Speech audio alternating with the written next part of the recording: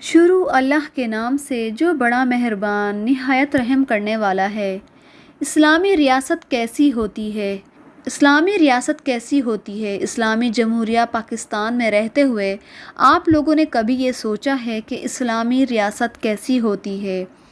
ایک مسیحی عورت سلطان صلاح الدین سے کہتی ہے کہ میرا شوہر تمہاری قید میں ہے، اب مجھے خرچ تم دو۔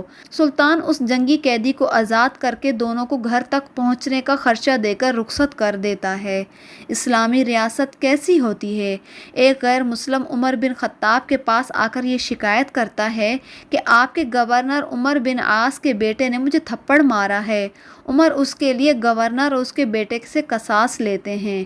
اسلامی ریاست ایسی ہوتی ہے کہ ایک غیر مسلم ایک ڈھال کے لیے امیر المومنین حضرت علی رضی اللہ تعالیٰ عنہ کے خلاف عدالت میں کیس کرتا ہے اور وہ کیس جیت جاتا ہے۔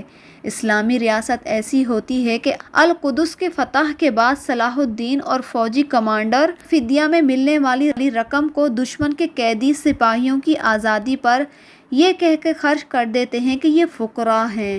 اسلامی ریاست ایسی ہوتی ہے کہ فتح مکہ کے بعد رسول صلی اللہ علیہ وآلہ وسلم نے ان لوگوں سے جنہوں نے ساری عمر آپ صلی اللہ علیہ وآلہ وسلم کے خلاف لڑتے رہے، ان سے فرمایا کہ جاؤ آج تم سب آزاد ہو۔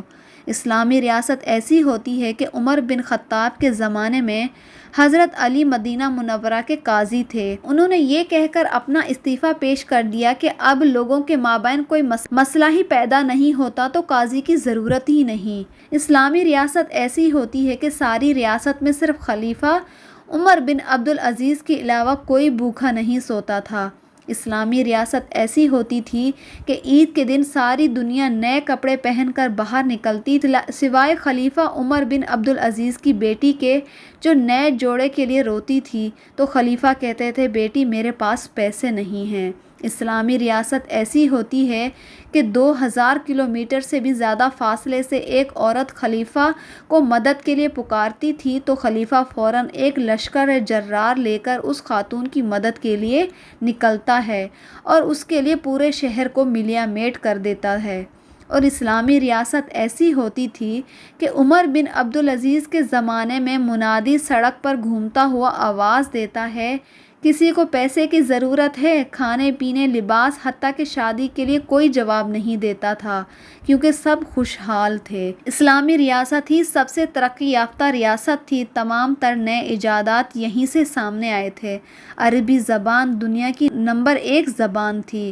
اندلس کو روئے زمین کی یونیورسٹی کہا جاتا تھا۔ محمد فاتح 17 سال کی عمر میں دنیا کا سب سے طاقتور حکمران تھا۔ 22 سال کی عمر میں قسطنطنیہ استنبول کو فتح کیا تھا۔ 17 سالہ اسامہ بن زید اکابر صحابہ کے لشکر کی قیادت کرتے تھے۔ اسلامی ریاست ایسی ہوتی تھی۔ اسلامی ریاست ہی فوجی، علمی، فکری اور اقتصادی تہذیبی ہر لحاظ سے دنیا کی سب سے بڑی ریاست تھی۔ اس کی وجہ اسلام تھا کیونکہ ہم ایسی قوم ہیں جن کو اللہ نے اسلام کے ذریعے عزت دی ہے۔ اب ہم نے اسلام کو چھوڑا تو سوائے رسوا کے ہمیں کچھ بھی نہیں ملا۔ تو آج آپ ٹٹولیں اپنے دل میں یہ سوچیں کہ ہمارا اسلامی ملک پاکستان کیسی اسلامی ریاست ہے۔